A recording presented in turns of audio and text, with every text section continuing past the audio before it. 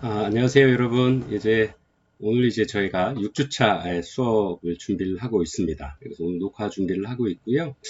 또 여러분들과 추석 연휴 이후에, 물론 당초 계획에는 백석톡에서도 공지를 잠깐 드렸던 것처럼, 추석 연휴가 좀 지나고 코로나 상황이 좀 안정이 되면 중간고사까지는 온라인으로 수업을 좀 진행을 하고, 8주차부터 비대면으로 가능하면 좀 일부 코로나 상황을 좀 보면서 가능하면 학교에서 수업을 좀 진행을 해야 되겠다는 개인적인 좀 생각을 가지고 있었는데요. 그래서 그 전에 학생 여러분들의 의견은 좀 어떠신지를 다 여쭤봤었는데, 아마 많은 분들이 전화를 주신 분도 계시고, 그 백석톡에 댓글로 의견을 좀 주신 분들의 의견을 좀 종합을 해보면, 현재 추석 이후에도 그 코로나 상황이 좀 많이 위험스러운 상황이기도 하고, 많이 염려되시는 부분을 좀 많이 염려하고 계셔서, 당분간 특별한 어떤 사정이 생기기 전에는 이렇게 비대면으로 수업을 좀 진행을 하려고 계획을 하고,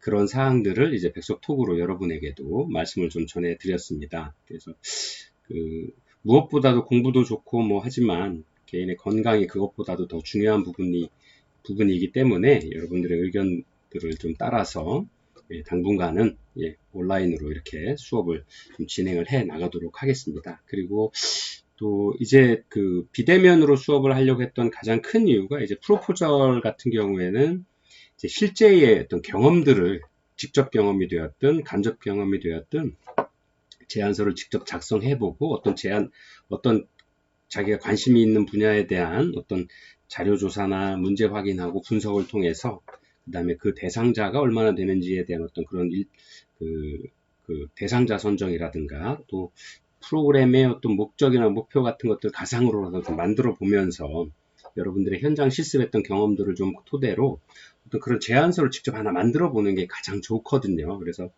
이론으로 수업을 100번 하는 것, 우리나라의 말이 그런 것이죠. 백문이 불여일견이다. 그래서 전에 저랑 수업을 하셨던 분도 계시지만 이렇게 맛보기로라도 제안서를 좀 작성을 해보시는 것이, 기획을 해서 본인이 직접 작성해 보는 것이 자신에게도 가장 좋은 어떤 수업 방법일 것이다 생각을 했었는데, 비대면으로 수업을 진행해야 되는 현재 상황에서 그것들은 좀 많이 어려움이 생길 수밖에 없을 것 같아요. 그래서 조별 어떤 발표 수업들을 좀, 그 다음에 또 어떤 그런 기회들을 좀 한번 만들어 보고자 이렇게 좀 오늘은 수업 시작 전에 조별 발표 수업을 안내를 하면서 여러분들에게 좀 여러분들이 조별로 사례들을, 교재에 나와 있는 사례들에 대해서 심도 있게 한번 작성도 해보시고 레포트를 좀 꾸며 보시면서 직접 발표도 해보시는 어떤 이런 시간들을 과제를 통해서 좀 진행을 해볼까 합니다. 그래서 많이 어려우시겠지만 어쨌든 이게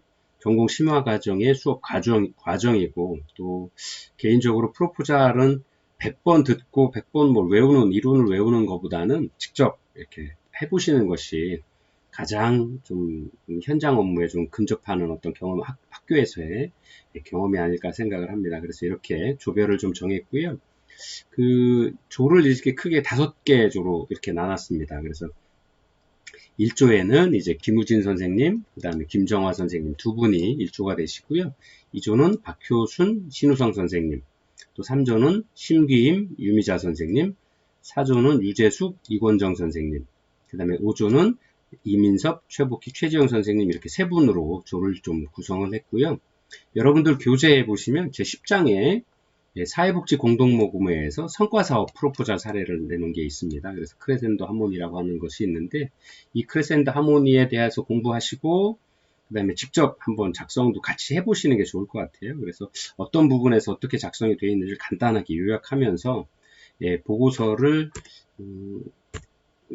레포트를 한 3장에서 5장 정도로 작성을 좀 하시고, 또 하나, 이 레포트를 작성할 때 그건 저한테 제출을 해주시는데, 여러분들이 온라인으로만 수업을 하시다 보니까 함께 공유하고, 아니면 제가 이렇게 어떤 부분에 대해서 조금 더 연구를 했으면 좋겠다는 어떤 첨삭 같은 것들을 할 수 있도록 여러분들이 발표는 누가 하셔도 좋습니다. 조 중에서. 그래서 발표하시는 약 한 10분에서 15분 내외에 발표하는 어떤 자기가 공부했던 프로포절에 대해서 발표할 수 있는 어떤 자료들을 발표하시는 모습들을 동영상으로 좀 촬영을 하셔서 동영상으로 저한테 이메일로 발송을 해주셨으면 좋겠습니다. 조별로 그렇게 발송을 해주시면 좋겠고요. 그렇게 하시면 그것들을 받아서 제가 이제 제 수업 자료에 여러분들 조별 발표하는 것들을 탑재를 하고 또 각 그 사례에서의 어떤 좀 더 유의점 아니면 좀 더 지켜봐야 되거나 궁금한 점, 그 다음에 조금 더 관심을 가져야 될 부분들에 대해서 의견도 좀 드리고 또 필요하면 다른 분들의 어떤 의견들도 좀 받아서 그런 부분들을 좀 수업 사례로 진행을 같이 해 나가도록 하겠습니다. 그래서 그런 것들을 다 레포트 작성하시고 발표 동영상을 녹화해서 제출하시는 것을 2021년 올해 10월 31일까지 지금 이제 9월이니까요.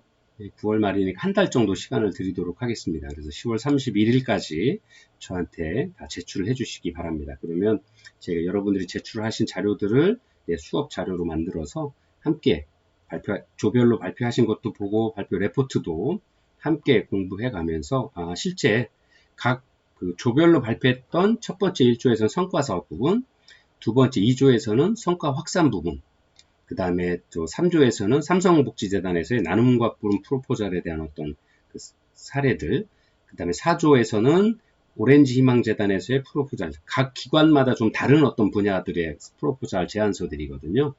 그 다음에 마지막으로 제 5조에서는 공공기관의 프로포절 사례들을 좀 함께 나누어서 공부를 할 수 있도록, 그래서 발표도 좀 많이 준비를 좀 부탁을 좀 드리고요.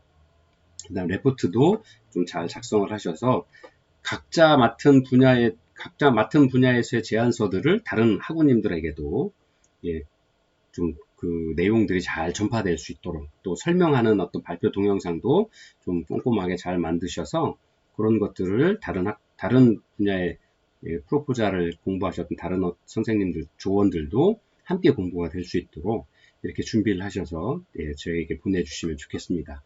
다시 한번 말씀드립니다만 각 조별로 조원들이 협의를 하셔서 각 해당 장 10장에 있는, 그 다음에 11장에 있는 각 프로포절 제안서 사례들을 각자 공부를 좀 하시고요. 그 다음에 그거에 관한 레포트를 작성을 하시고, 그 다음에 발표 동영상을 만드셔서, 동영상은 아까 말씀드린 대로 15분입니다. 15분 내외의 동영상을 만드셔서 10월 31일까지 저한테 이메일로 발송을 해주시면 좋겠습니다. 그러면 제가 그 사항들을 정리를 다시 해서 함께 공부할 수 있도록 이렇게 좀 진행을 좀 해 나가도록 하겠습니다. 그래서 당연히 이 부분은 여러분들 그 성적 평가에 반영을 할 거고요. 그 다음에 나머지 이제 그 기타 다른 여러 발표가 잘 된 자료들은 함께 공유해서, 선생님들과 함께 공유해서 이런 부분들에 대한 간접적인 현장 학습 경험이 될 수 있도록 준비해 나가도록 하겠습니다. 그래서 여러분들 지금 이제 그 말씀을 드리니까요, 10월 말일까지는 공부하셔서 진행이 될 수 있도록 준비를 해 주시기 바랍니다. 그 다음에 이 사항들은 현재 이제 동영상을 보시는 시간에서는 좀 늦으실 수 있으니까 그 백석톡을 통해서도 미리 좀 공지를 드려서 미리 준비하실 수 있도록 이렇게 안내를 드리도록 하겠습니다. 자, 이렇게 우선 수업 방법에 대한 것들을 좀 안내 말씀을 좀 드렸고요. 아마 이런 것들은 이제 온라인에 그 학교 강의실에서 수업을 하게 됐으면 뭐 이렇게 좀 원형 테이블 정도로 앉아서 실제 현장에서 사례관리 회의 하듯이, 그 다음에 제안서를 평가하는 사람이 돼도, 그래서 각 조별로 제안서를 발표하시고 뒤에 남아있는 학생분들이 평가자의 입장에서 만약에 이제 재정지원처에 그 제안서를 평가하는 사람의 입장에서 들어보시고 어떤 부분에 대한 궁금한 것든 질문도 하시고, 또 제안서에 대해서 왜 그렇게 대상들을 선정을 했는지, 그다음에 목적이나 목표의 어떤 선정 방법들이나 방향들은 올바르게 되어 있는지, 예산이나 그다음에 그 결과에 대한 프로그램 결과에 대한 제안서가 제안한 그 프로그램 결과에 대한 어떤 평가 방법이라든가 하는 이런 것들을 질문을 통해서도 좀 더 현장감 있게 경험을 하실 수 있지 않을까 생각을 했는데, 코로나 때문에 상황이 좀 예의치 않아서 이렇게 각자 조별로 레포트 작성하시고 발표하는 자료들을 동영상으로 녹화해서 올려주시면 그것들을 그 온라인상에서 함께 공유하고 함께 공부하는 그런 방식으로 진행을 해 나가도록 하겠습니다. 그래서 여러분들 좀 힘드셔도 꼭 참여해 주시고 성실하게 열심히 좀 준비를 해서 보내주셨으면 좋겠습니다. 자, 오늘은 저희가 제5장 6주 수업인데요. 제2단계 프로포절 작성에서의 제2단계 대상자 선정에 대해서 여러분과 함께 공부해 보도록 하겠습니다. 프로포절 작성에서 지난 시간에 저희가 문제 확인 및 분석에 대해서 공부를 했죠. 그래서 프로포절 작성의 단계가 제 1단계가 문제 확인 및 분석의 단계, 그다음에 두 번째가 문제 확인, 사회적인 어떤 문제가 확인이 되었고 그거에 대한 어떤 분석들을 좀 했다라 그러면 이제 그 문제를 풀기 위한 프로그램들을 만들기 전에 과연 우리 지역 사회에 이러한 문제를 가지고 있는, 이런 문제라고 하는 의식에 동의하고 있는 많은 분들이 과연 얼마나 되실 거냐 하는 것들을 우리가 알고 있어야 되는 거죠. 그래서 그 대상자분들을 선정하는 과정들을 어떻게 해 나갈 거냐에 대해서 오늘 공부를 할 거고요. 다음 시간에는 이제 이런 대상자분들을 통해서 어떤 목적과 목표를 가지고 클라이언트 집단을 선정을 해내고 그 클라이언트 집단에 대한 프로그램의 목적과 목표 뭐 이런 것들을 진행을 해 나가는 일련의 과정들을 단계를 거치게 되어 있는데 오늘은 그 중에서 제2단계 대상자 선정의 과정에 대해서 함께 하겠습니다. 자, 대상자 선정이라고 하는 것은 어떤 우리가 한 팀으로서 어떤 사회 문제를 확인하고 분석을 해서 과연 우리 지역 사회에 이 사회 문제에 대해서 동의하고 이것으로 어떤 어려움을 겪거나 이 문제를 안고 있는 분들을 어떻게 해 나갈 것이냐, 어떻게 처리해 나갈 거냐. 즉, 대상자 선정이라고 하는 것은 그분들이 과연 우리 프로그램에 들어올 수 있는 분들이냐 아니냐를 그 규모를 확인하는 것이다 라고 말씀을 드릴 수 있겠습니다. 그래서 프로포절에 있어서 대상자의 규모를 좀 추정하고 그 다음에 이렇게 추정된 규모의 대상자 가운데에서 실제 프로그램에 참여할 클라이언트 집단을 어떻게 선정할 것인지 그 기준을 수립하는 단계가 바로 대상자 선정의 단계다라고 하는 거죠. 그래서 아까 말씀드린 대로 1단계가 사회 문제의 확인과 분석, 네. 그 다음에 그러한 사회 문제에 대해서 과연 우리가 어떤 제안을 냈을 때 우리 프로그램에 참가하고 우리와 함께 이 문제 해결을 위한 어떤 방안들을, 실천적인 방안들을 함께 할 수 있는 사람들을 어떻게 선정할 것이냐 하는 게 바로 지금 2단계 대상자 선정의 단계다라고 이렇게 말씀을 드릴 수가 있습니다. 그래서 대상자 규모를 추정하는 단계에 있어서는 보통 이제 저희가 대상자 규모를 추정하는 작업에서는 타버와 그 다음에 피네간이 1980년에 제안한 표적 집단 추적 방법을 좀 가장 많이 사용하는 추세에 있습니다. 그래서 여러분들 이 전문 학사 과정에서도 많이 공부해 보셨던 이렇게 깔때기를 그려서 뭐 일반 집단, 그 다음에 뭐 위험 집단, 그 다음에 표적 집단, 그 다음에 그 아래에서 표적 집단 중에서 이제 클라이언트 집단들을 추정해내는 어떤 이렇게 일반 집단의 큰 모형에서 점점 줄여서 클라이언트 집단을 찾아가는, 그래서 그런 방법을 이제 표적 집단 추적 방법이다라고 이야기를 합니다. 그래서 이 방법으로는 관련 자료나 정보가 좀 다른 어떤 방법보다 좀 부족한 경우에 또 추가적으로 자료를 조사할 시간적인 여유가 없을 때 또 일반적인 집단에서의 통계 자료를 바탕으로 해서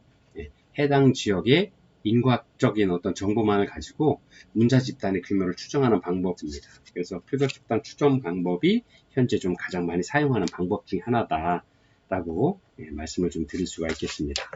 그래서 이를 위해서는 아까 말씀드린 대로 이제 보통 이제 일반 집단, 위험 집단, 표적 집단, 클라이언트 집단. 그래서 전체 인구수에서 점점 인구학적인 추계 방법으로 클라이언트 집단, 우리 프로그램에 참여하시는 대상자가 되실 어떤 프로그램의 대상자를 줄여나가서 선정해 나는 어떤 이런 방법이 바로 아까 말씀드린 표적 집단 추적 유형이다, 추적 방법이다 라고 설명을 드릴 수 있고요.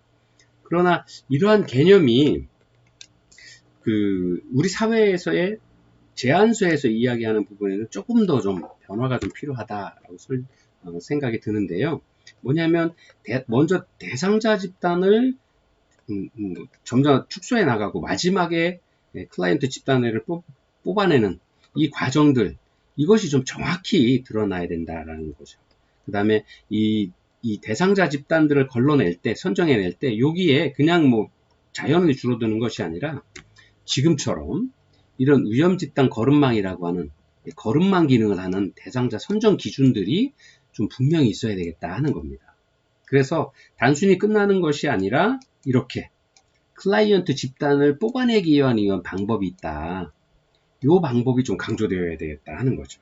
네, 그래서 이 대상자 선정 기준과 그 다음에 우리가 이야기하는 프로그램 이용자, 클라이언트 집단을 뽑아내기 위한 어떤 구체적인 방법들, 과학적인 방법들, 그 다음에 그런 어떤 과정들이 좀 있어야 되는데 그것이 바로 대상자 선정 기준이다라고 이야기를 할 수 있다라는 거죠.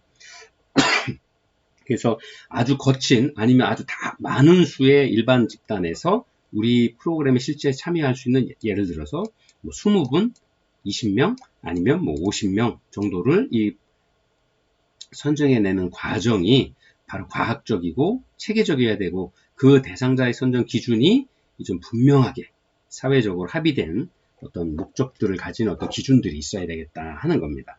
그래서 우리가 보통 일반 집단이라고 하면 보통 이제 영어로 뭐 general population 뭐 이라고 하지만 이 일반 집단이라고 하는 것이 모든 국민을 포함하는 일반이라고 하는 어떤 그런 폭넓은 개념이 아니라 프로그램에 관심을 갖고 특정한 사회 문제와 관련이 있는 일반적인 사람이다 라고 이렇게 좀 축소해서 볼 필요가 있다. 왜? 우리가 제안서를 내고 그 사회 문제라고 하는 연관이 되어 있는 어떤 일반 집단들을 그런 대상들을 일반 집단이라고 부르는 거지. 예를 들어서 지역사회에서 다 살고 계시다 그래서 그분이 다 우리가 이야기한 추정하는 일반 집단으로 추정하진 않는다라는 것들을 좀 분명히 인식을 좀 하고 계셔야 될 것 같습니다. 그래서 다시 한번 말씀드리면 일반 집단이다라고 하는 어떤 이 초기에 우리가 대상자 규모 추정에서의 초기 집단을 선정하는 것은 프로그램에 관심을 갖는 특정한 사회 문제와 관련이 있는 일반적인 사람들이다라고 정의해낼 수 있다라고 할 수 있습니다. 그래서 일반 지역에서 해당 문제에 조금이라도 관련되거나 욕구를 가지고 있는 사람, 그러한 전체를 의미하는 것이 바로 일반 집단이다. 그 용어의 의미다라고 이렇게 말씀드릴 수 있겠습니다. 그래서 예를 들어서 뭐 대전광역시에 소재한 사회복지관에서 준비하는 노인의 우울감과 관련한 프로그램이다라고 하면 대전시에 거주하는 노인 65세, 만 65세 이상의 어르신들이 바로 일반 집단이다라고 하는 거죠.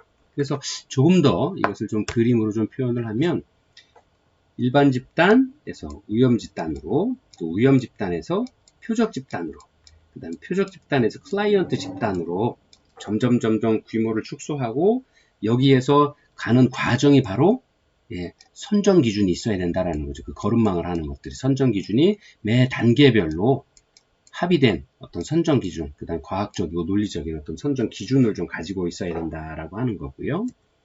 그 다음에 일반 집단이라고 하는 것은 아까 다시 한번 말씀드립니다만 일정한 지역에서 해당 문제에 우리가 제안을 하고자 하는 사회 문제로 분석하고 확인한 그 문제에 조금이라도 관심이 있거나 또 관련돼 있거나 또 그러한 욕구를 가지고 있는 사람 전체를 포괄하는 의미가 바로 일반 집단이다 라고 이해를 하시면 좋겠습니다.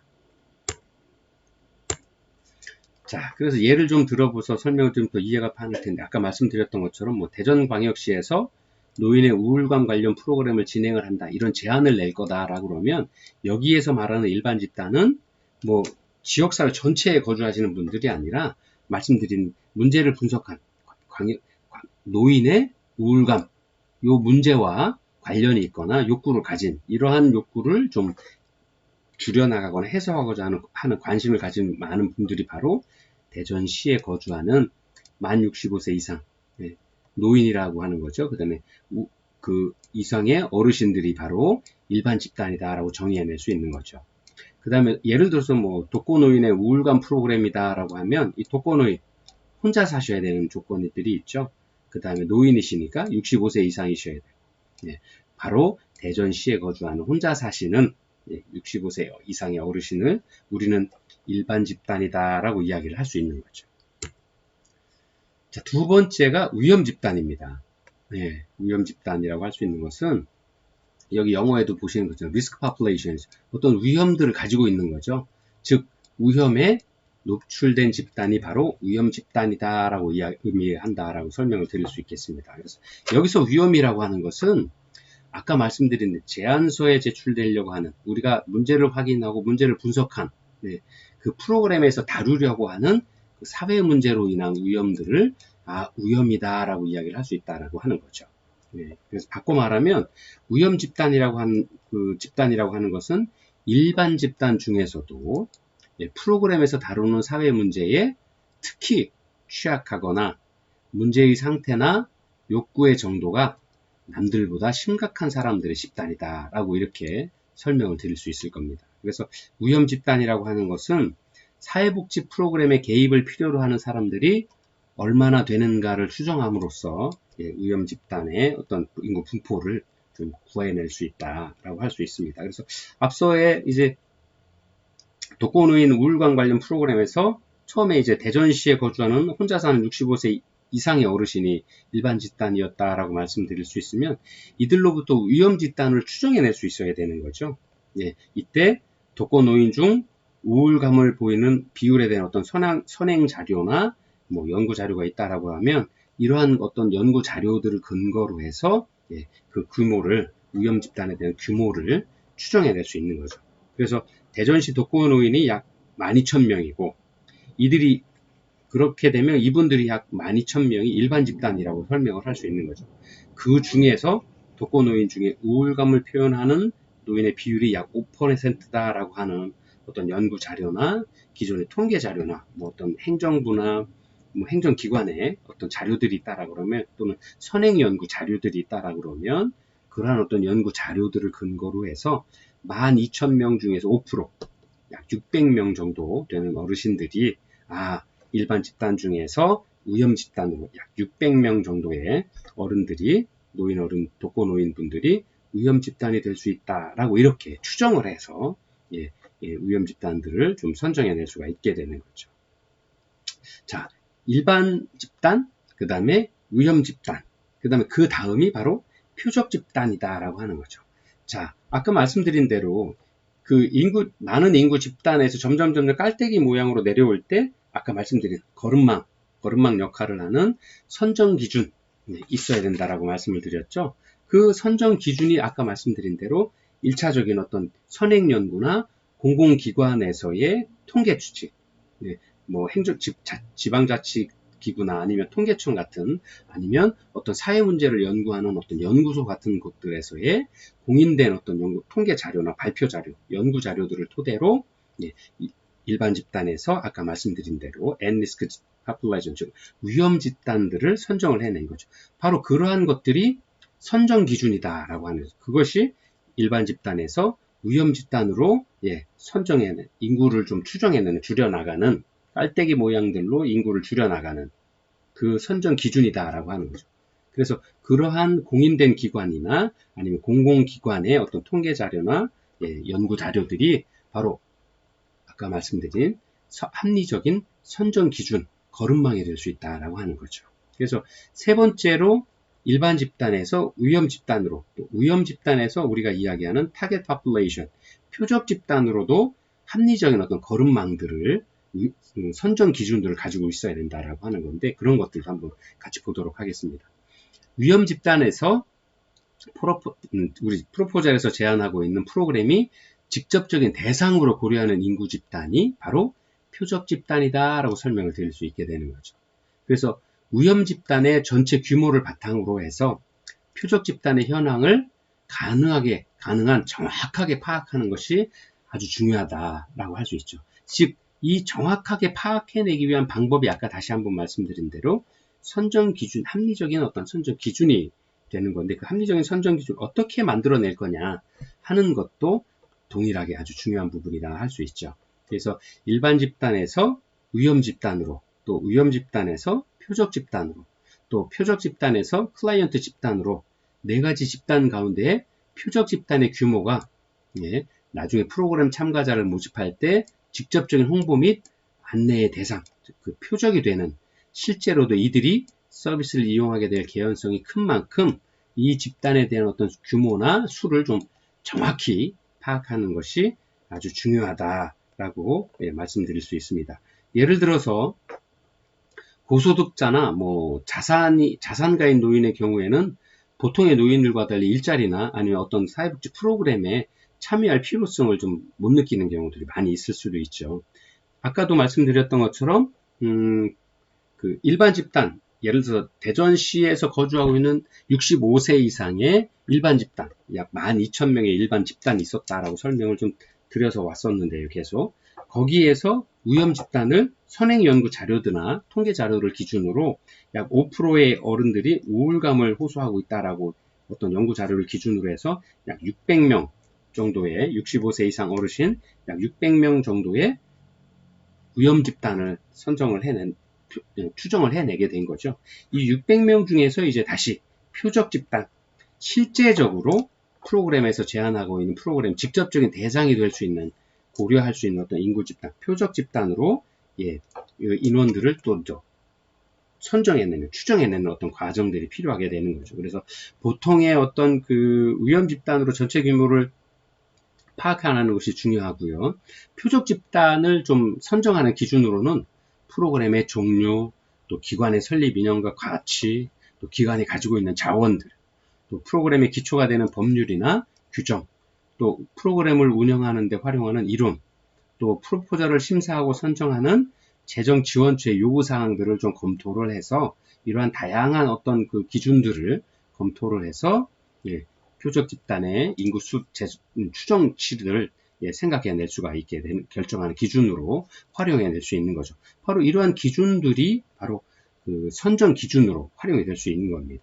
그래서 이상의 조건들이 위험 집단을 좀 걸러서 표적 집단으로 바꾸는 거름망 역할들, 즉 선정 기준이 될 수 있다라고 하는 거죠. 그래서 법률 때문에 예를 들어서 뭐 일정 소득 이하의 노인으로 표적 집단을 한정하게 되거나, 또는 장애인 복지관이라고 하는 기관의 이념과 가치에 따라서 장애를 가지고 있는 노인 어른으로만 제한한다거나, 또는 다문화 복지에 관심이 있는 후원기관의 요구에 따라서 다문화 가정의 노인만을 표적 집단으로 선정하게 되는 경우들이 발생하게 되는데, 바로 이러한 다양한 어떤 선정 기준에 따라서 표적 집단들, 즉 실제로 프로그램 내에 참가를 할 그런 어떤 대상분들을 전체 일반 집단에서 위험 집단으로, 또 위험 집단 인구수에서 다시 어떤 선정 기준에 따라서 표적 집단들을 추정해내는 어떤 이런 경우들이, 이런 어떤 그 추정하는 과정들이 좀 합리적으로 진행이 되어 나가고 있다라고 설명을 드릴 수가 있는 거죠.